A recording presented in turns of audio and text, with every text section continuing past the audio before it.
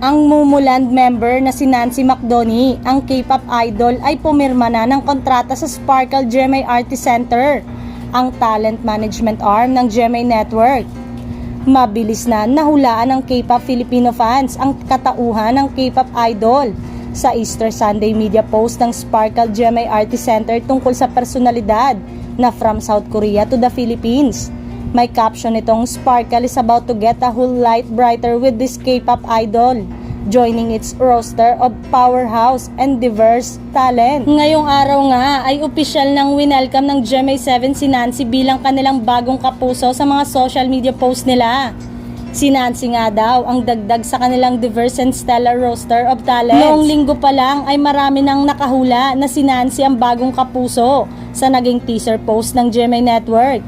Hindi ito ang unang pagkakataon na naging under ng isang network sa Pilipinas si Nancy dahil noong 2020 ay naging bahagi siya ng Star Hunt na isa sa mga talent arm ng ABS-CBN. Sa taong ding yon, in-announce ng kapamilya ang proyektong pagsasamahan sana nila ni James Reid, ang The Soulmate Project.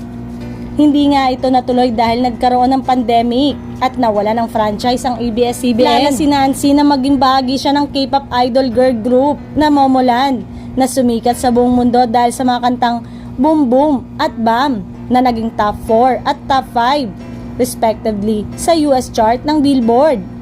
Noong January 27, 2023 ay inanunsyo ng South Korea Entertainment Agency na MLD Entertainment ang pag-alis ng Momoland sa kanila at noong February 14, 2023 ay tuluyan na ring na-disband ang nasabing grupo.